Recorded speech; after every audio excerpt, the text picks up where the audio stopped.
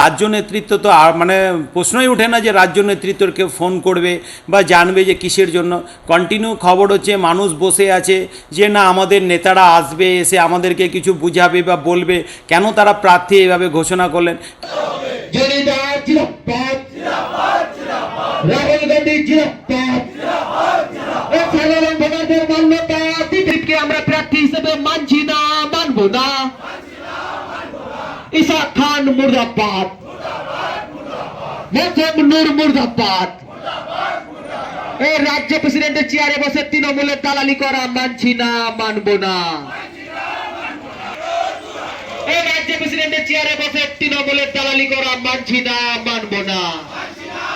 আমাদের শ্রদ্ধেয় ঈশাবাবু, আমাদের জেলা কংগ্রেসের প্রেসিডেন্ট, উনি আমাকে ফোন করেন এবং উনি বলেন যে প্রার্থী ঘোষণার পর থেকে যে ভায়োলেন্স হচ্ছে পার্টি অফিসে, যে ভাঙচুর হয়েছে বা যা যা ঘটনা ঘটছে তার জন্য নাকি আমি দায়ী, আমি নাকি এইসব কাজ করাচ্ছি।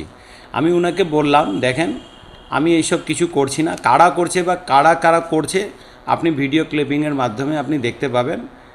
যদি আমি করে থাকি তাহলে নিশ্চয়ই আমার শাস্তি হওয়া উচিত। এবং যারা কংগ্রেসের কর্মী, যারা কংগ্রেসকে ভালোবাসে, তারা প্রার্থী তাদের পছন্দ নেই বলেই তারা এগুলো করছে। তার সাথে সাথে উনি আমাকে একটু পরেই শোকজ করেছেন, আমি শোকজের রিপ্লাই দিয়েছি, আমি শোকজের উত্তর দিয়েছি।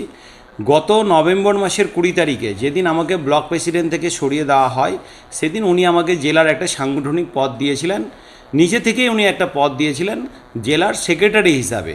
তাই আজকে আমি এই সেক্রেটারি পদ থেকেও ইস্তফা দিলাম, কারণ আমি জেলার বা ব্লকের কোনো দায়িত্বে থাকতে চাই না। আমি কংগ্রেসের সমর্থক হয়ে রাহুল গান্ধীর ছবির পিছনে, হাতের পিছনে আমি একটা সাধারণ ওয়ার্কার হয়ে এই কংগ্রেসের কাজ করতে চাই। আপনার অপরাধটা কি?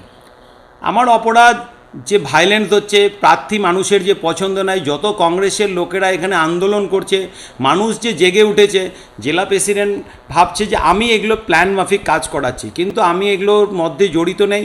আমি ওনাকে অনেকবার বোঝানোর চেষ্টা করলাম যে দাদা দেখেন, আপনি ইনকোয়ারি করুন, আপনি আসেন এখানে, আপনি জেলা প্রেসিডেন্ট, আপনি এসে এখানকার মানুষের সাথে কথা বলেন, আপনার কর্মীদের সাথে আপনি কথা বলেন, আপনি না আসতে পারলে আপনি একটা টিম পাঠান, আপনি কথা বলেন তারা কি চাইছে বা তাদেরকে কি দিয়ে আপনি বুঝাবেন। কিন্তু উনি কোনো কিছুই শুনতে রাজি হননি।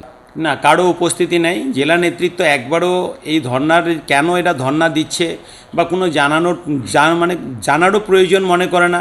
রাজ্য নেতৃত্ব তো আর মানে প্রশ্নই ওঠে না যে রাজ্য নেতৃত্বর কেউ ফোন করবে বা জানবে যে কিসের জন্য।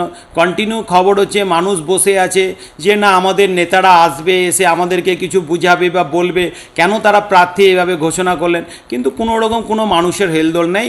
এবং কংগ্রেস সাধারণ কর্মীরা যারা গ্রামে গঞ্জে থেকে, যারা লোয়ার লেভেল থেকে রাজনীতিটা করে, তাদের আজকে দলে কোনো জায়গা নেই। আপনারা যারা কর্মী, যারা আপনাদের মানে আপনার পক্ষে প্রায় সিংহভাগ কর্মী, তারা এখন কি করবেন? তারা কি করবেন সেটা তো আমি বলতে পারবো না তারা কি করবেন। তাদেরও তবে আমি এইটুকু বলতে পারি, আমার কর্মীরা যারা আমাদের কংগ্রেসকে ভালোবাসে, যারা চাঁচলের কংগ্রেস করে, সেই কর্মীরা তারা যেটা চাইবে আমি সেটা করব।